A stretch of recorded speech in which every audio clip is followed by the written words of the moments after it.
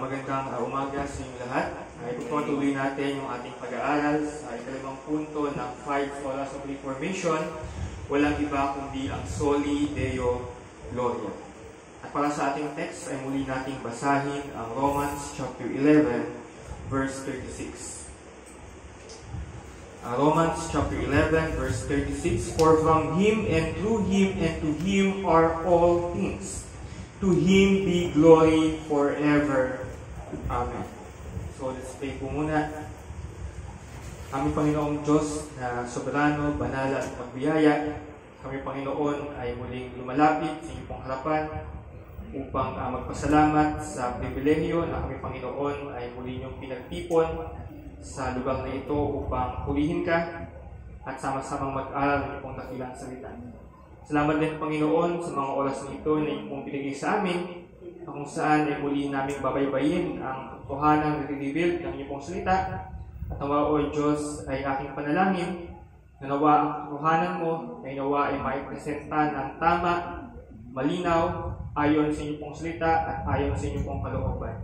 I pray din Panginoon nawa sa bawat kaluluwa na makakapakinig ng mensahe na ito, dito man Panginoon sa iglesia o sa mga taga-subaybay sa YouTube, I pray Panginoon na nawa o Diyos ay maging malinaw sa kanila ang mensahe. Nawa o Diyos ay maimpitan sila Panginoon ng kaalaman na makakatulong Panginoon or means na sila po Panginoon ay tawagin para po Panginoon sa kaligtasan. Kaya Panginoon, Ikaw ang siyang pumagignat na muna sa katmagang ito. Ano man po Panginoon ang problema, kasalanan na nasa amin, ay humihiling kami Panginoon ng paglilinis, humihiling kami Panginoon ng kapatawaran. Salamat po Diyos sa lahat-lahat, at ang lahat ng ito ay aming dalangin sa ngalan ng iyong anak si Jesus. Amen. So nung nakaraang linggo ay sinimulan na natin pag-aralan ang Soli Deo Gloria. So bago tayo magsimula sa ating ikalawang punto, ay muli nating balikan ano nga ba yung ating mga napag-aralan noong nakaraang Sunday? So una nating tinalakay, ano nga ba ang ibig sabihin ng glory of God? Na kung saan ibinigyan natin ito ang definition na glory of God is the radiance of His manifold perfections which He displays in His creative and redemptive acts in order to make His glory known to those in His presence. It is the sum of all that He is. It is the character of God which separates Him from all else. O sa Tagalog, ang kaluwalhatian ng Diyos ay ang ningning ng kanyang sari-saring mga kasakdalan na ipinakita niya sa kanyang paglikha at pagliligtas upang maipakilala ang kanyang kaluwalhatian sa mga nasa kanyang presensya. Ito ang kabuuan ng lahat ng siya. Ang katangingang iyon ng Diyos ang naghihiwalay sa Kanya sa lahat. At ang unang punto na ating pinag-aralan ay ang all of creation is for God's glory. Ang lahat ng nilikha ng ating Panginoong Diyos ay para sa Kanyang kaluwalhatian. Letter A, all of creation is made for the glory of God. At ano nga ba yung nilikha ng ating Panginoon? Heavens and the earth na nakita natin sa Genesis chapter 1 verse 1, na kung saan nagbigay ito sa atin ng implication na kapag nakita natin ang mga bituin, bundok, puno, dagat, hayop at kung ano-ano pang mga nilikha ng Diyos, ay magpapaalala kung sino ang Diyos na lumikha sa kanila. His power, His wisdom, His beauty, His joy, His goodness. Hindi lang heavens and earth, pagpus, ganun din ang likha ng ating Panginoong Diyos, walang iba kundi yung humans or yung mga tao. And based sa Genesis chapter 1 verses 26 to 27, ang tao ang pinakadakila sa lahat ng nilikha ng Diyos. Ang isang buhay na tao ay ginawa ayon sa larawan ng Diyos upang mamuno sa mga nilikha ng Diyos. Ganun din, man is a living being capable of embodying God's communicable attributes. Na kung saan katulad ng ating Panginoong Diyos, ang tao ay may intellect, will, at emotion. And in moral sense, ang tao ay gaya ng ating Panginoong Diyos because He is sinless o walang bahid ng kasalanan katulad ng ating Panginoong Diyos. Kaya naman, all of creation is for God's glory. Ngunit sa letter B, bilang ating pagpapatuloy, ay binanggit natin na yung sin separates us from the glory of God.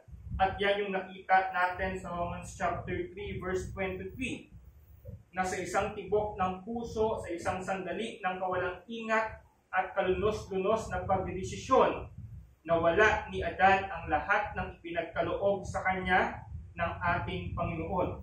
Mula noon, wala nang lakad kasama ang Diyos sa halamanan ng Garden of Eden.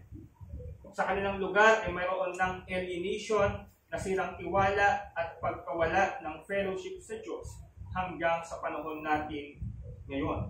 Kaya naman ang kasalanan ay humihiwalay sa atin sa kaluwalhatian ng ating Panginoong Diyos. At pangatlo ay binanggit natin yung letter C. Jesus Christ reveals the glory of God.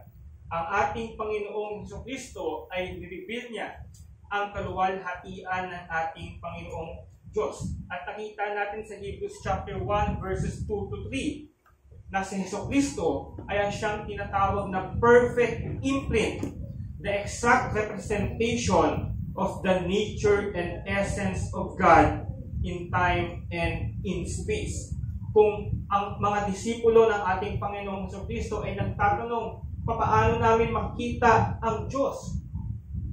Well, sabi ng ating Panginoong Jesucristo, sino man ang nakita sa akin ay nakita na sa Diyos. Sapagkat ang ating Panginoong Jesucristo ang siyang perfect imprint ng ating Panginoong Diyos na lumikha sa atin. Kaya naman we should spend longer time looking at creation at dapat makita natin nila ang ganda ng creation bagkus ang kahusayan ng Creator. Spend longer time also with His Word. Spend longer time remembering the Gospel. Spend longer time looking at the body and blood of Jesus Christ. Nang sa pamamagitan nito, tayo ay nagkaroon ng kaligtasan. Kaya naman sa usapin ng kaligtasan, ay dumako na tayo sa ating ikalawang punto, all of salvation for God's glory.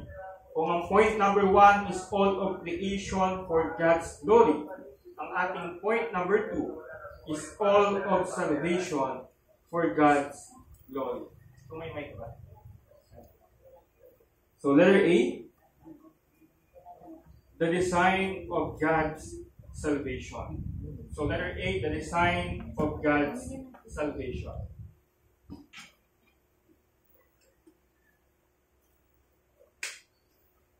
Point number 2, all of salvation for God's glory. And letter A, the design of God's salvation. Throughout sa ating pag-aaral patungkol sa 5 solas, kung inyo pong matandaan nung pinakauna natin pinag-aaralan ang 5 solas of Reformation, ay nais nating sagutin ang tanong na paano tayo makasalanan ay maliligtas o maituturing na matuwid sa harap ng isang banal at makatarungang Diyos. At nakita natin ang sagot dyan galing mismo sa Biblia. That we are justified by grace alone, through faith alone, in Christ alone. Tayo ay napawalang sala sa harap ng isang banal na Diyos ayon sa Biblia sa pamamagitan lamang ng biyaya ng ating Panginoon tungo sa pananampalataya kay Kristo lamang. Ngayon naman sa pinakahuling punto ng ating pag-aaral sa 5 solas of Reformation. Ngayon ay tatalakayin natin, bakit ba tayo iniligtas ng Diyos? So kung sa mga nakaraang mga solas, nalaman natin yung kasagutan kung bakit tayo ay napawalang sala sa harap ng isang banal na Diyos. Ngayon ay tatanungin natin muli sa ating pag-aaral, bakit ba tayo iniligtas ng Diyos? Pero bilang paglilinaw, bago tayo sumagot sa tanong na yan, dapat nating maunawaan na una, God has no obligation to save us. Ang ating Panginoong Diyos ay walang obligasyon para iligtas tayong mga tao para iligtas tayong mga kasalanan. Para bang tulad ng isang bumbero sa oras na malapit ka ng mamatay dahil sa natrap ka sa loob ng isang sunog na building. Will feel like God saved you out of His obligation or kasi duty-bound siya to save you. Pero hindi ito yung case pagdating sa ating kaligtasan sa Diyos. Dahil ang ating Panginoong Diyos ay wala siyang obligasyon para iligtas tayong mga makasalanan. Ganun din naman, ikalawang paglilinaw, God do not owe us salvation. Walang utang ang ating Panginoong Diyos sa atin. Para bang tulad ng isang kaibigang tumatanaw ng utang na loob sa ginawa mong kabutihan sa kanya in the past, then there is something in you that you can be proud of. But no, pagdating sa ating Panginoon, wala kang ginawang isa man lang na kabutihan para sa Kanya. Siya ang mabuti, ikaw ay hindi. Kaya naman kung ating reviewin yung ating mga napag-aralan patungkol sa kalalagayan ng tao, tayo ay likas na makasalanan, tayo ay makasalanan, nakita natin ito sa ating pinanggalingan, at nakita natin ito sa ating mga ginagawa mismo. At lahat ng iyon ay tayo mga tao, walang kakayahan para i-deserve natin yung salvation. At pangatlo, na paglilinaw, God is not in need of us. Ang ating Panginoong Diyos ay hindi tayo kailangan kung yan ang iniisip mo. Para bang tulad ng isang asawa na I can live without you, na pala mo na rin sinabi na may kailangan ang Diyos sa iyo, kaya Kanya iniligtas. Pero hindi ito ang senaryo pagdating sa ating kaligtasan. God is not a needy God. Tayo yung may kailangan sa Kanya. Ang ating Panginoong Diyos ay self-sufficient and He can live and exist perfectly fine and happy without tayong mga tao. So, papansin natin sa mga contemporary music, instead na God-centered yung lyrics, nagiging lyrics ay puro pang man-centered, na parang ang Diyos ay kailangan tayo, parang kailangan tayo ng Diyos, but the truth is tayo ang may kailangan sa Kanya.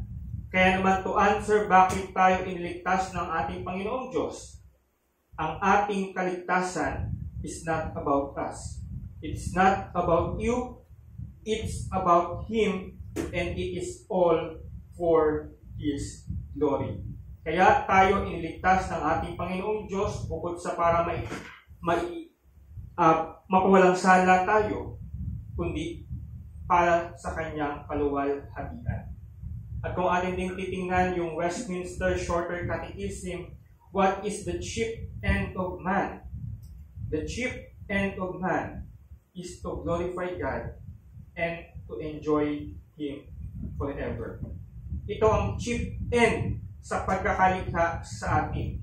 Ito yung pinaka-goal kung bakit tayo nilikha at bakit tayo iniligtas. To glorify God and to enjoy Him forever. Ang kagalakan natin ay matatagpuan natin sa karangalan ng ating Panginoong Diyos. At bilang pagpapatunay na ang kaligtasan ay para sa kaluwalhatian ng ating Panginoong Diyos, ay balikan natin yung minsan na nating binasa na teksto sa Ephesians chapter 1 verses 3 to 11. So napag-aralan na natin to sa Sola Gratia, at dito makikita natin na si Apostle Paul, nang dahil sa spiritual blessings na natanggap natin mula sa Diyos, ito ay nagresulta ng mataas na pagpasalamat sa ating Panginoon. Kung ating papansinin dyan sa verse 3, bakit tayo pinagpala ng Diyos? Para purihin natin ang Diyos at Ama ng ating Panginoong Jesucristo. Blessed be the God and Father of our Lord Jesus Christ. Bakit tayo pinili ng Diyos para maging isa sa mga anak niya? Verse 6, para purihin natin ang Diyos dahil sa kamangha-mangha niyang biyaya, to the praise of His glorious grace. Bakit niloob at plinano ng Diyos na makarating sa atin ang magandang balita at pagkalooban tayo ng pananampalataya? Verse 12, ginawa niya ito para tayong mga naunang sumampalataya kay Kristo ay magbigay puri sa Kanya, so that we who were the first to hope in Christ might be to the praise of His glory. At lastly, bakit tayo pinagkalooban ng Espiritu na siyang garantiya na mapasa atin lahat ng ipinangako ng Diyos? At dahil dito, verse 14, papupurihan siya, to the praise of His glory. Kaya naman sa lahat ng spiritual na pagpapala na natanggap ni Apostle Paul at natanggap nating mga Kristiyano, ito ay magresulta dapat lamang ng pagpupuri sa ating Panginoong Diyos. Yes, lahat tayo ay deserving sa galit at parusa ng Diyos. Kung hayaan niya tayo sa kalalagayan natin, ay tayo ay tiyak na mapupunta sa impyerno. At walang injustice sa part ng ating Panginoong Diyos kung idadala niya tayo doon, sapagkat tunay naman na lahat tayo ay nagkasala sa Kanya, nagmana at napasa atin at gumagawa ng kasalanan. Pero pinili niya tayong maligpas, also to glorify not just His justice but also His mercy. Na walang maganda sa atin, na parang isang kulubing kriminal, pero para mabigyan ng pardon at maituring na isa sa kanyang mga anak, ipinadala niya ang kanyang kaisa-isang anak na si Jesucristo para instead na tayo ang siyang maparusahan, siya mismo ang tumanggap ng parusa at galit ng ating Panginoong Diyos para sa atin na mga makasalanan. Ang karangalan ay wala sa atin, kundi nasa Diyos na puno ng awa. Ito nga yung binanggit ni Apostle Paul sa Romans chapter 9, verse 23. In order to make known the riches of His glory for vessels of mercy, which He has prepared beforehand for glory. Ginawa niya ito para ipakita kung gaano siya kadakila sa mga taong kinaawaan niya. At tayo ay nakatamo ng kaligtasan, hindi dahil sa deserve natin ito, hindi dahil sa kailangan tayo ng ating Panginoong Diyos, at hindi dahil sa obligasyon ito ng ating Panginoong Diyos, kundi dahil lamang ito sa Kanyang biyaya, dahil lamang ito sa Kanyang awa. At itong kaligtasan natin ito, yes, para tayo ay maligtas, ngunit ang pinakadulo nito ay para sa Kanyang kaluwalhatian. But we may ask, bakit ang ilan ay ligtas, pero ang ilan naman ay hindi? Ang ilan pa rin ay mapupunta sa impyerno. Bakit ganoon? Sabi ni James Boyce, the plan of salvation is for God's glory, and God is glorified in each case. In the case of the elect who are saved, the love, mercy, and grace of God are displayed in great abundance. In the case of the lost, the patience, power, and wrath of God are equally lifted up. We may not like this answer to why some are saved and others are passed over, but it is what the Word of God teaches. The reason we do not like it is probably that we are far more concerned about promoting ourselves and our own glory than about honoring God. So sa magkabilang punto, sa case ng elect at sa case ng reprobate, ang ating Panginoong Diyos ay maluluwalhati sa case ng elect At may papakita doon yung kanyang awa, biyaya at pagmamahal. In the case naman sa mga reprobate, mapapakita naman doon ang mga highlight, yung justice, yung patience, at wrath ng ating Panginoong Diyos sa kasalanan. In both end, ang ating Panginoong Diyos ay maluluwal hati. Walang takas. Gaya ni Paul, hindi sariling glory ang nasa puso niya. His desires was to promote God's own glory, to honor Him, and to give Him praise due to His name. Kaya pagkatapos niyang talakayin ang doktrina ng kaligtasan from Romans chapter 1 to chapter 11, sa verse 33 ng 11, nasabi niya, "Oh, the depth of the riches and wisdom of the knowledge of God. How unsearchable are His judgment, and how inscrutable His ways." O sa Tagalog, napakadakila ng kabutihan ng Diyos. Napakalalim ng kanyang karunungan at kaalaman. Hindi natin kayang unawain ang kanyang mga pasya at pamamaraan. Sino bang makakaisip ng mga tao kung paano niya maitatakas ang kanyang sarili sa tiyak ng pahamakan at galit ng Diyos? Wala. Sapagkat lahat ng kanyang isipin, lahat ng kanyang gawin, lahat ng kanyang isalita is all corrupted. But sa napakahusay ng ating Panginoong Diyos, nag-provide siya ng daan. At ito ay sa pamamagitan ng ating Panginoong Jesucristo. Kaya naman doon sa ating text,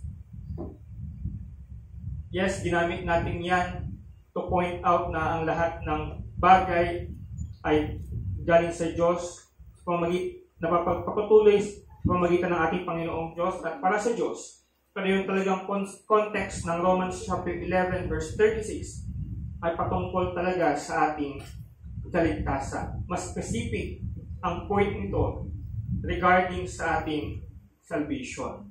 Na for from Him and through Him and to Him are all things.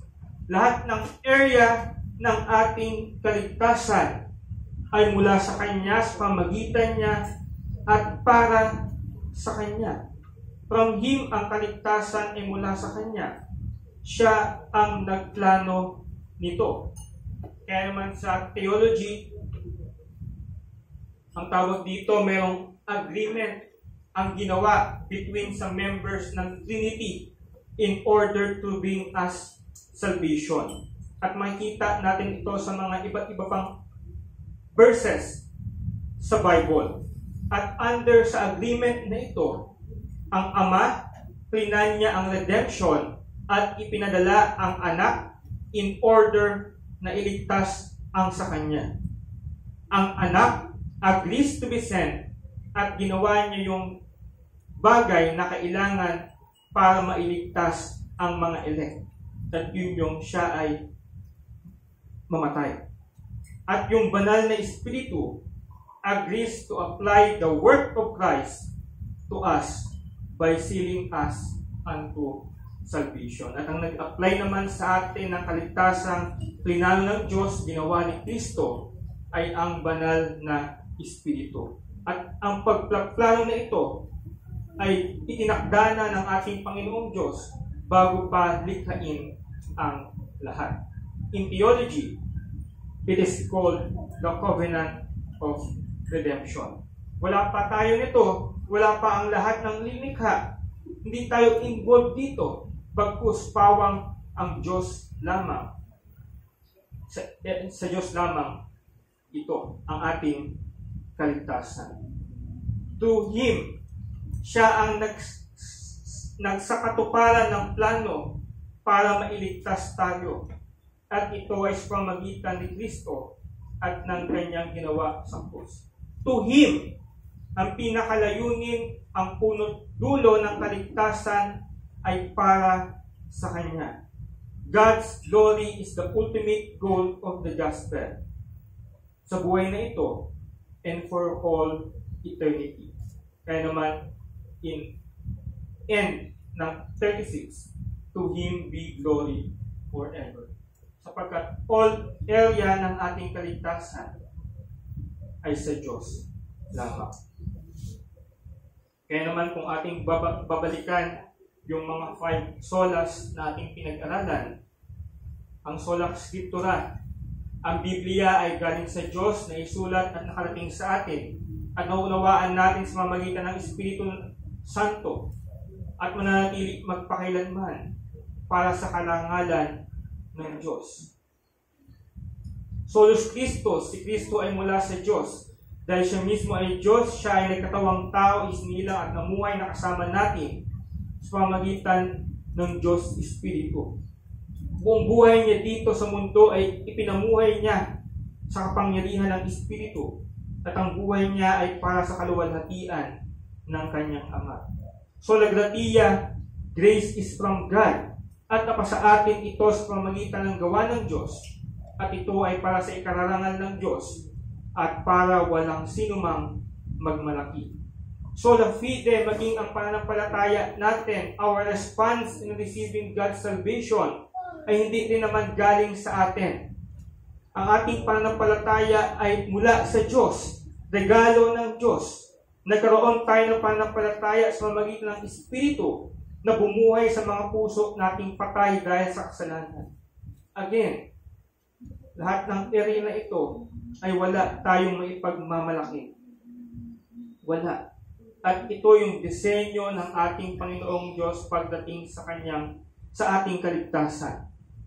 For God's glory alone. Kaya malinaw na ang kaligtasan is from God and therefore for God, and God is the goal of our salvation.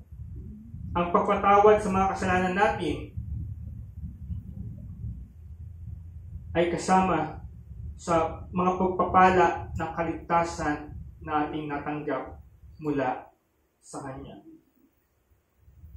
Kaya naman, ang disenyo ng ating kaligtasan, ang purpose at plano nito ay para sa glory ng ating Diyos. Kaya, walang duda, ang ating kaligtasan ay para sa kaluwalhatian ng ating Panginoong Diyos. And letter B, ay pag-usapan naman natin kung yung una ay tinignan natin yung the design of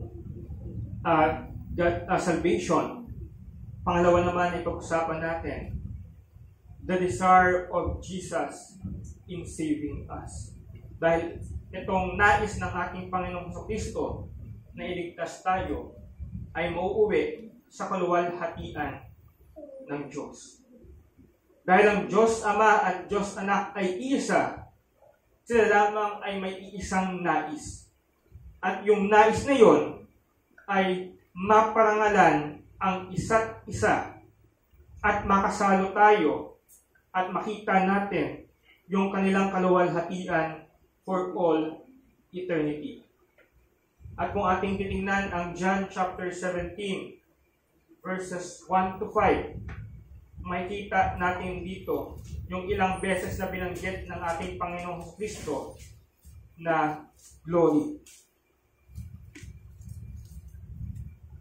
Kung saan lumalabas dito yung desire ng ating Panginoong Kristo na iligtas tayo ay para sa kaluwalhatian ng Diyos. Verse 1, when Jesus had spoken these words, he lifted up his eyes to heaven and said, Father, the hour has come. Glorify your Son, that the Son may glorify you. Tinutukoy niya ang oras ng kanyang kamatayan sa krus to accomplish salvation for us. Kung saan dito ay makikita natin na binanggit ng ating Panginoong Kristo ng oras ay nalalapit na, ay dumating na. Na nalalaman ng ating Panginoong Kristo ang dahilan kung bakit ba siya naparito sa lupa.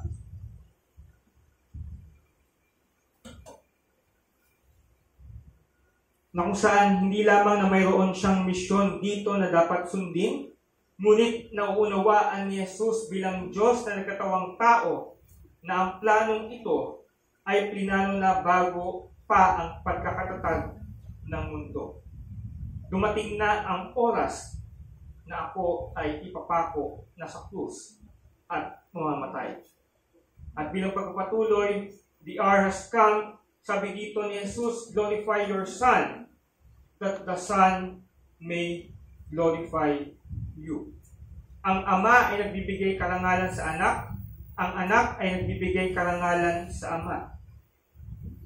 Sa pamamagitan ng kung ano yung ginawa ng ating Panginoong Jesus sa krus. Jesus says, glorify your Son, so that your Son may glorify you. At kung ating papansinin, ito yung natatanging katangian ng Trinity na silang lahat ay may pagnanasa para sa kaluwalhatian ng isa't isa. Dinadakila ng Espiritu ang Anak at dinadakila ng Anak ang Ama at nalulugod ang Ama sa pagpapatibay, pagbibigay ng pansin sa Anak. At dito sa mga huling kabanata ng chapter na ito ay pinuri ng Anak ang banal na gawain ng Espiritu. Kaya ang ating Panginoong Kristo ay naparito upang luwalhatiin ang Diyos Ama na nasa langit.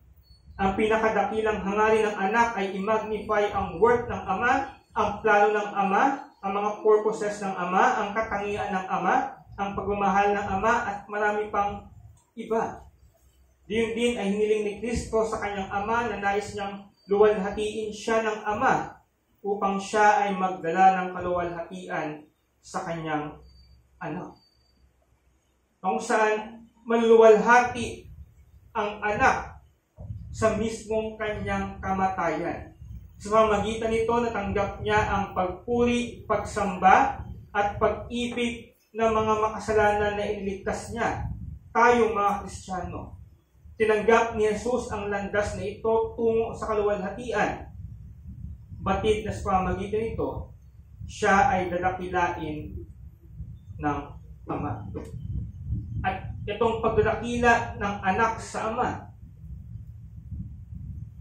ay magbibigay ng pagdadakila ng Ama sa kanyang Anak, na kung saan ay nare-receive ng ating Panginoong Hesukristo sa pamamagitan ng ating pagpuri at pagsamba sa Kanya.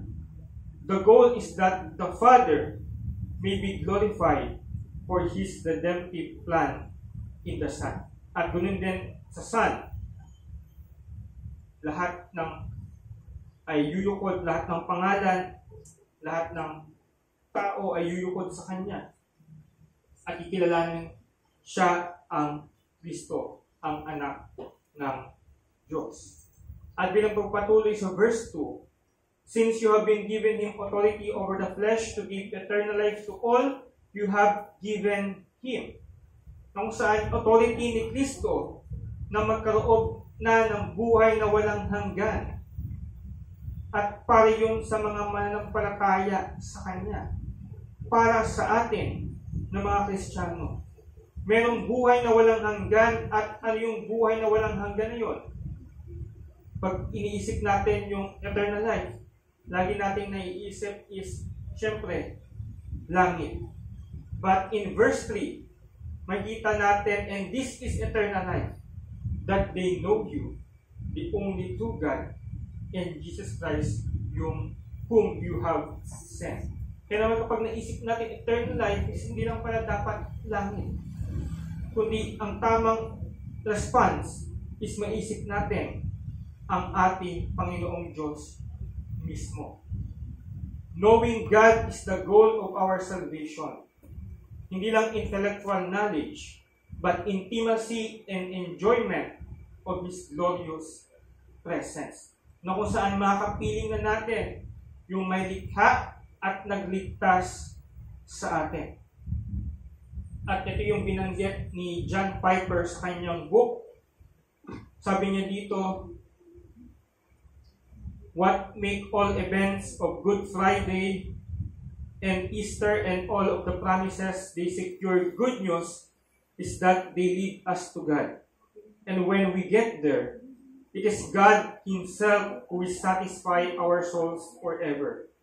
Everything else in the gospel is meant to display God's glory and remove every obstacle in Him and in us so that we can enjoy Him forever. God is the gospel, that is, He is what makes the good news good. Nothing less can we make the gospel good news. God is the final and the highest gift that makes the good news good. Until people use the gospel to get to God, they use it wrongly. At bilang pagpatuloy, tungkol naman sa mga blessings na tinanggap natin as part ng salvation natin, like forgiveness, justification, ito ang kanyang sinabi. These gifts are precious, but they are not God. And they are not the gospel if God Himself is not cherished as the supreme gift of the gospel. That is, if God is not treasured as the ultimate gift of the gospel, none of these gifts will be the gospel or good news. And if God is treasured as the supremely valuable gift of the gospel, then all the other lesser gifts will be enjoyed as well. Only this is the chief good or highest goal of the gospel, seeing and savoring God Himself, being changed into the image of His Son, so that more and more we delight in and display God's infinite beauty and worth. Sa madaling salita, ang greatest gift na ibinigay sa atin ng ating Panginoong Diyos ay hindi lang tayo ay mapunta sa langit, kundi ang ating Panginoong Diyos mismo. Sabi din ni Charles Spurgeon, dapat ang ninanais nating makita sa langit ay hindi yung street of gold at kung ano-ano makahangahang bagay na makita natin sa langit. But the greatest attraction sa langit, walang iba kundi ang ating Creator and also our Savior. In verse 4:17, I glorified you on earth, having accomplished the work that you have gave me to do. At yan yung ginawa ng ating Panginoong Kristo. Mula sa pagkasilang hanggang sa kanyang pagkamatay, ginawa niya lahat to glorify the Father. And verse 5, and now, Father, glorify me in your own presence with the glory that I had with you before the world existed. Ang saan, having accomplished His work, Jesus looked past the cross and asked to be returned to the glory that He shared with the Father before the world began. At yung actual completion ng pagdadala niya ng kasalanan natin, paghatol ng Diyos, yung dineclare na ng ating Panginoong Kristo na it is finished. Kaya naman sa mga text na ito, John chapter 17 verse 1 to 5, ay nakita natin yung glory, glory, glory. Yan ang nasa puso ni Jesus. At yan din ang nasa puso niya para sa atin. Na kung saan ay makita natin yung kaluwalhatian ng ating Panginoong Diyos. Sa verse 24, sinabi niya, Father, I desire that they also whom you have given me may be with me where I am, to see my glory that you have given me, because you love me before the foundation of the world. Ang makasama ang Panginoon for all eternity at masilayan, mamasdan ang kanyang kagandahan, magpasawalang hanggan. Yan ang lubos nating kagalakan at yan ay tunay na ikaluluwalhati ng ating Panginoong Diyos. And lastly, bilang pagtatapos sa second point na ito, the desire of our hearts to glorify God. Yung pagnanais na luwalhatiin ng ating Panginoon ay magsisimula sa ating mga puso. Bakit mo ba ginagawa ang bagay na yan? Ito ba ay ginagawa mo, itong paglilingkod mo para mag-bring lang ng attention sa iyong sarili? O yung nais ba talaga ng puso mo kaya mo ginagawa ang bagay na ito is to glorify and honor God? Yung desire mo ba is for God's glory? Kaya naman yung glorifying God has to begin with our heart motive. At ito ay magresulta sa ating mga gawa at mga pananalita. Kaya naman, those acts and deeds must be in compliance with the Word of God and the moral law of God. They must be in accordance with the commandments of the Scripture. Like what Jesus said in Matthew chapter 5. You have heard that it was said, you shall not commit murder. But I say unto you, if you hate someone, you've committed murder in your heart. Ang ating Panginoong Hesukristo ay nag-preach ng religion of the heart. So kung tayo ay luwalhati sa ating Panginoong Diyos, it has to begin with our inner heart, inner attitude, our inner motives. And then yung work its way out to acts, words, and the actions that will be like Christ. Like for example, ang prayer life natin ay nagsisilbing indicator kung ano ang hinahangad ng puso natin. Yes, we pray for our daily needs, tulad ng material needs, physical needs, healing, financial provision, at kung ano-ano pa. Pero kung dyan lang umiikot ang prayer life natin, baka mamaya ay nalilimutan natin bakit ba tayo namumuhay. Hindi para sa ating sarili, kundi para sa ikaluwalhati ng Diyos. Ang pagsunod natin sa utos ng Diyos para saan? Ang pagtitiwala natin sa Kanya para saan? Para ba masabi na masunurin tayo, na strong ang faith natin, na spiritually mature na tayo? Do we desire to draw attention to ourselves for goodness and holiness? No. At hindi dapat maging ganon. In the path of your judgment, O Lord, we wait for you. Your name and remembrance are the desire of our soul. Yan ang binanggit ni Isaiah. At ito rin ba ang mababanggit natin? Dito ba patungo ang mga pangarap natin? Ito ba ang dahilan kung bakit tayo nabubuhay dito sa mundo?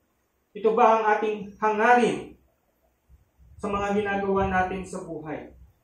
If God's design in planning, accomplishing, and applying our salvation is for the praise of His glory, then our heart's desire in working out our salvation is and must be for the praise of His glory.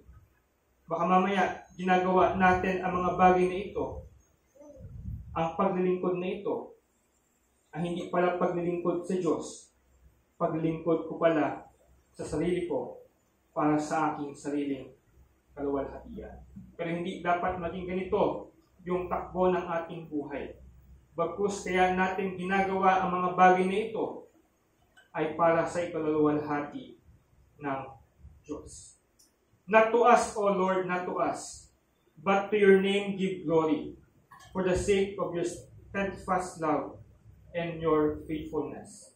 Sabi ng Psalmist sa 115 verse 1. Wala tayong may pagmamalaki sa Kanya. Siya lang, kapag sagana ka sa buhay, siya lang ang dahilan. Kapag pinagpapala ka, hindi dahil sa sobrang faithful mo, kundi sa sobrang faithful ng ating Panginoong Diyos. Kapag hirap ka at maraming problema, siya lang ang ating kasapatan. Wala nang ibang hangarin sa buhay ang narapat paghirapan at kamatay, maliban sa karangalan ng pangalan ng Diyos na nagbigay sa buhay natin at siyang bumago sa buhay natin. Gaya ng mga naunang mga Kristiyano na namatay para sa ating Diyos.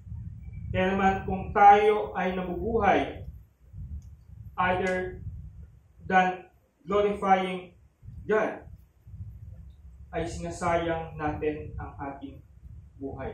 At hindi tayo magkakaroon ng tunay na enjoyment sa ating buhay. Ang matanda, sabi niya sa mga bata, mapalad kayo dahil bata pa lang kayo, nakapaglingkod na kayo sa Diyos. Pero nakakalungkot sa panahon natin ngayon, ang mga bata ngayon sinasabi, ayoko munang maglingkod sa Diyos. Gusto ko munang gawin ang mga gusto ko sa buhay. Pero makikita natin na ang tunay na kapayapaan at kasiyahan ay yung ipamuhay natin yung ating buhay tungo sa kaluwalhatian ng ating Panginoong Diyos at hindi sa ating mga sarili. Kaya nga nang binanggit ng ating Panginoong Jesus sa Matthew, Luke, and Mark, "He that findeth his life shall lose it, and he that loseth his life for my sake shall find it." Kaya naman ang ating kaligtasan nawa ay maitatak sa ating isipan. All of area ng ating salvation, sa kanyang pagplano, sa kanyang purpose, sa pag-a-apply, sa pag-accomplish nito, ay para sa kaluwalhatian ng ating Panginoong Diyos. Kaya naman tayo na nakareceive ng kaligtasan ay mamuhay hindi sa ating kaluwalhatian, para sa ating kaluwalhatian, kundi para sa kaluwalhatian ng siyang lumikha at nagligtas sa atin. So by next week, ipag-usapan naman natin all of our life for God's glory. So before we proceed sa question and answer, tayo muna ay manalangin sa Diyos. Aming Panginoong Diyos na lumikha sa amin at nagligtas sa amin, salamat Panginoon sa mensahe na aming tanggap sa umagang ito, na patuloy na mapapaalala sa amin na ang lahat-lahat ng area ng aming kaligtasan ay tanging Ikaw lamang Panginoon ang gumawa. Salamat Panginoon sapagkat nalalaman mo na wala kaming kakayahan upang iligtas ang aming sarili, subalit Ikaw mismo ang gumawa ng aksyon at narapat lang sa bagay na ito ay maibigay sa iyo ang pagpupuri na narapat lamang para sa iyo.